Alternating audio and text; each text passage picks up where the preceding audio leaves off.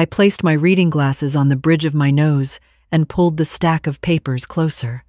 My daughter smiled from across the kitchen table, her husband nodding encouragingly beside her. "Just a formality, Mom," she said, that honey-sweet voice she'd been using all week. "The estate planner said we need your signature before Friday." But 37 years of teaching high school English had taught me one thing: always read the fine print. And when my eyes landed on the document title, my hands started to shake. This wasn't a healthcare directive. It was a quitclaim deed. For my house, my name is Dorothy. I'm 72 years old, and until 6 months ago, I thought I had my life figured out. My husband, Frank, passed away 3 years back after 48 years of marriage. The grief was crushing at first, but I'd built a routine. Tuesday morning coffee with my neighbor Linda, Thursday afternoons at the library where I volunteer, Sunday dinners with my daughter Jennifer and her family. My 3-bedroom house in Riverside had been paid off for 20 years. Frank's pension and my retirement from the school district meant I was comfortable, not wealthy, but comfortable enough to not worry about bills. The house held every memory of my married life. The kitchen where Frank taught our kids to make his famous spaghetti sauce. The living room where we'd watch them grow up. First days of school, prom photos, college acceptance letters. The garden where Frank had planted rose bushes for every anniversary. 48 roses.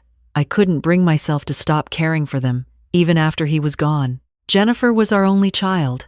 We'd wanted more, but it wasn't in the cards. Maybe that's why we spoiled her a bit. She'd married Todd 7 years ago, a real estate agent who always seemed to be closing deals but never quite getting ahead. They had twin boys, my grandsons, who I loved with everything in me. But I'd be lying if I said their visits didn't feel transactional sometimes. They'd swing by. The boys would hug me for 5 minutes, then disappear into their tablets while Jennifer and Todd sat at my kitchen table talking about their problems. Money problems, mostly. The shift started last October. I'd had a small health scare, nothing serious, just some chest pain that turned out to be indigestion. But I'd called Jennifer from the emergency room, and she'd arrived in a panic. After the doctor sent me home with antacids and a suggestion to reduce stress, Jennifer insisted on staying the night. That's when the comments started. "Mom, this house is too big for you now. Mom, these stairs are dangerous. What if you fall? Mom, you really shouldn't be living alone at your age." I brushed it off at first. She was worried. That's what daughters do. But then Todd started showing up during the day when Jennifer was at work. "Just checking on you," he'd say. He'd walk through the house, making notes on his phone. Comments about the roof needing replacement, the old water heater, the outdated electrical system. "This place is becoming a money pit, Dorothy. You should really think about downsizing." I wasn't born yesterday. I knew what downsizing meant. A small apartment somewhere, maybe one of those senior living facilities. The thought made my chest tight. This was my home, Frank's home, our home. By November, Jennifer was coming over 3 times a week, always with some new concern. My mailbox was too hard for me to reach. My bank was too far for me to drive safely. My doctor's appointments were too complicated for me to manage alone. She started offering to help with everything. Run errands, pick up prescriptions, handle my mail. At first, I appreciated it. It was nice to feel cared for. But then I noticed things changing. My mail stopped coming to the house. "I had it forwarded to our place temporarily," Jennifer explained, "just so I can make sure you're not missing anything important." My monthly statements, my bills, my subscription magazines, all going to her address now. When I asked to see them, she'd wave her hand dismissively. "Everything's fine, Mom. I'm handling it." She convinced me to add her name to my checking account, just in case something happens. "Mom, God forbid you have another health episode. I need to be able to pay your bills." It made sense at the time. I signed the forms at the bank, Jennifer right beside me, squeezing my hand reassuringly. The bank manager had looked at me with something in her eyes, a question maybe, but Jennifer jumped in before I could think about it. "My mother and I are very close. We take care of each other." Then came the car conversation. I'd been driving the same Honda Civic for 15 years. It ran perfectly, but Jennifer started talking about my reflexes slowing down, my vision getting worse, the dangers of elderly drivers. I'd had one minor fender bender in the grocery store parking lot, barely a scratch, but she acted like I'd totaled the vehicle. "Mom, I'm worried about you hurting yourself, or worse, hurting someone else." The guilt was suffocating. What if she was right? What if I was becoming a danger? By December, I was down to one weekly trip to the grocery store, and even then, Jennifer insisted on driving me. My independence was evaporating, day by day, and I was letting it happen. Because she was my daughter. Because she loved me. Because I didn't want to be a burden. The breaking point came after Christmas. We'd had dinner at their house, a strained affair where Todd spent most of the meal on his phone, and the boys barely looked up from their video games.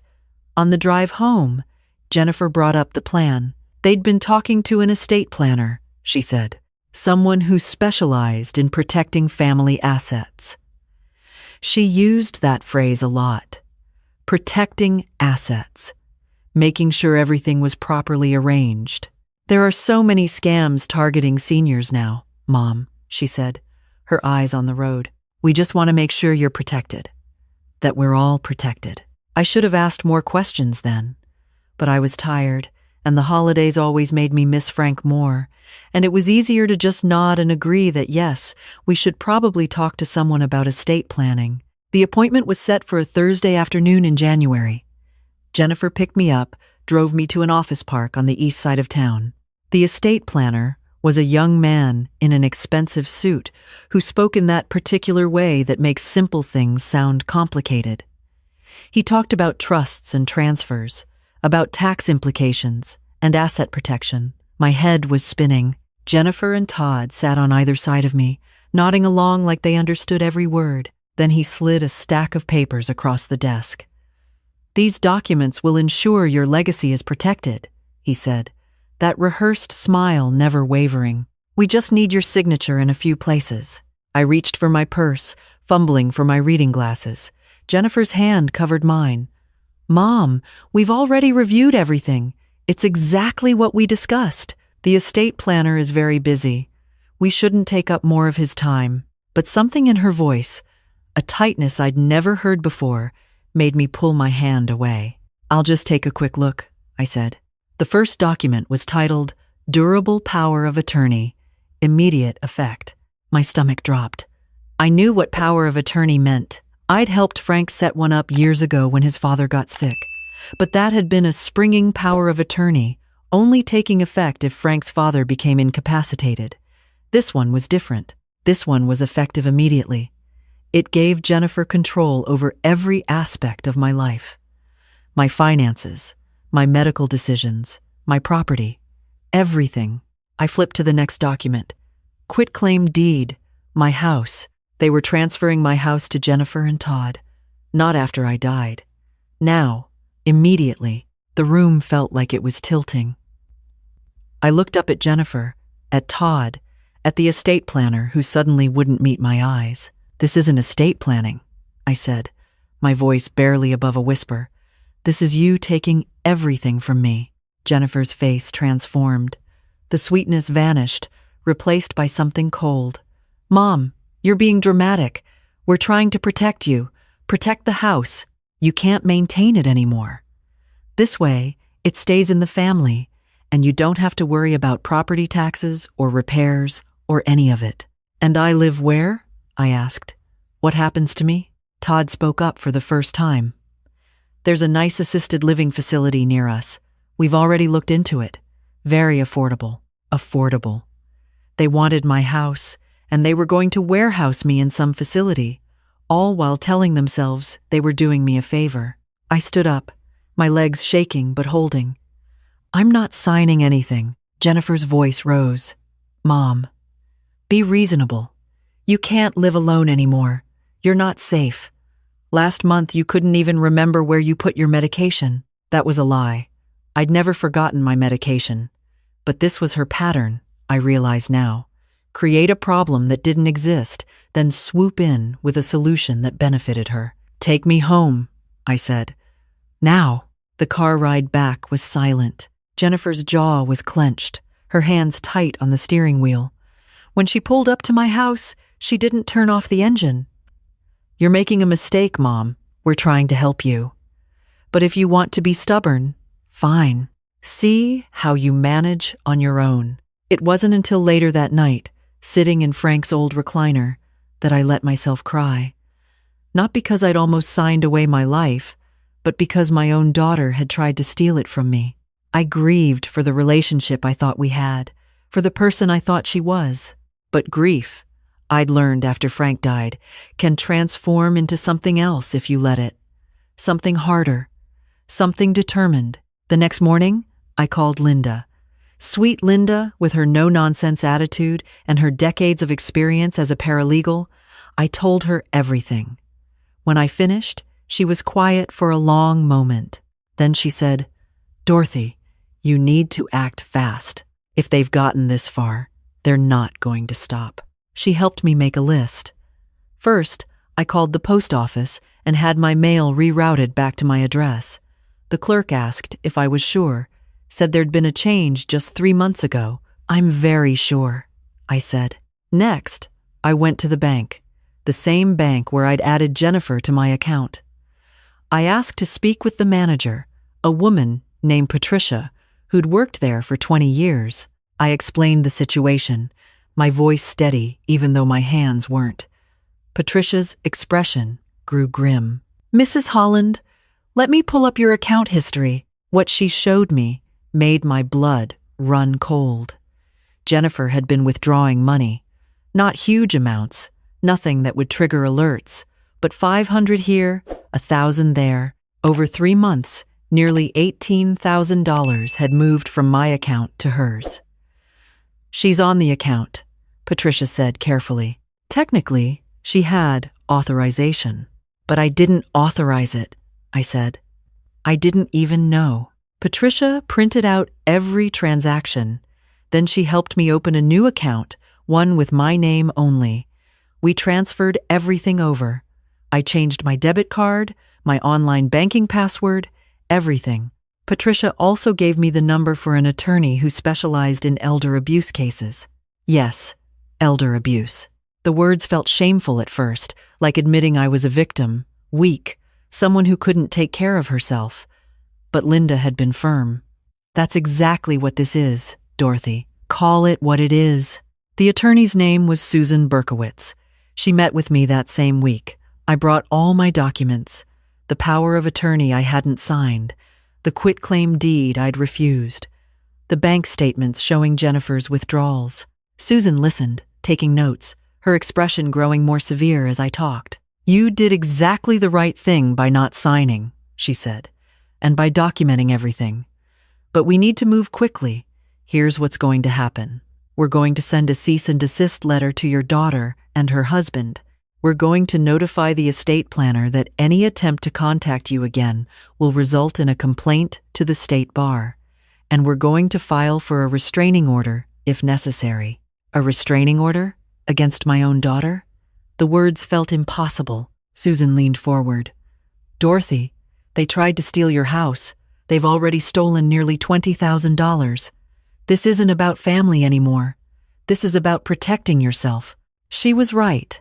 I knew she was right. But knowing it didn't make it hurt any less. The cease and desist letter went out on a Friday. By Saturday morning, my phone was ringing. Jennifer. I didn't answer. She called 17 times that day. On Sunday, she showed up at my door. I watched from the window as she knocked, then pounded, then finally pressed her face to the glass. "Mom, open the door. We need to talk." I called Linda. She came over within minutes and stood beside me as Jennifer continued to shout through the door. "You're being manipulated by your friends, Mom. They're turning you against your own family." When Jennifer finally left, Linda made us both tea and sat with me until my hands stopped shaking. The following week, Susan filed a lawsuit to recover the money Jennifer had taken. The legal papers were served at Jennifer's house. Todd called me from an unknown number, his voice tight with rage. "This is ridiculous, Dorothy. We were helping you. All that money went toward things for you. Your bills, your expenses. Then you'll have receipts," I said. "Show them to the judge." He hung up. I won't pretend it was easy. There were nights I couldn't sleep, staring at the ceiling, wondering if I was wrong, if I was being selfish, if I was destroying my family over a misunderstanding. But then I'd remember the look on Jennifer's face in that office, the coldness when I'd refused to sign, the way she'd lied about my medication, my memory, my capabilities. She'd been building a case against me for months, documenting my supposed incompetence so she could justify taking everything. That wasn't love. That wasn't protection. That was theft, dressed up in concern. The case took 4 months to resolve. Jennifer's attorney tried to argue that the withdrawals were for my benefit, but when pushed to provide documentation, they couldn't, because there wasn't any. The money had gone toward their mortgage, their car payments, their lifestyle. The judge ruled in my favor. Full restitution, plus legal fees, plus a permanent injunction preventing Jennifer or Todd from accessing any of my financial accounts or attempting to influence my estate planning. I haven't spoken to Jennifer since the final hearing. She sent a letter once, months later, saying I'd made my choice and I'd have to live with it, that the boys ask about me sometimes, but she has to protect them from my instability. That hurt more than anything, being cut off from my grandsons, having them told lies about their grandmother. But Linda reminded me, "You taught English for 37 years. You taught kids to think critically, to question, to stand up for themselves. You did that for other people's children. You can do it for yourself." She was right. I am doing it for myself. I'm 72 years old, and I'm living in my house, the house Frank and I built a life in. I wake up every morning and make coffee in my kitchen. I tend Frank's roses. I drive my Honda Civic to the grocery store, to the library, to coffee with Linda. I'm not wealthy, but I'm comfortable. And more importantly, I'm free. I've learned some things through all this. I've learned that elder abuse doesn't always look like violence or obvious theft. Sometimes it looks like concern. It looks like help. It starts with small offers, small changes, tiny erosions of your independence that seem reasonable in the moment. But each one is a test, a boundary pushed, a step toward complete control. I've learned to trust my instincts, that tightness I felt in my chest when Jennifer insisted on forwarding my mail. That wasn't anxiety. That was my gut telling me something was wrong. I should have listened sooner. I've learned about power of attorney. Really learned. Not just signed forms because someone told me to.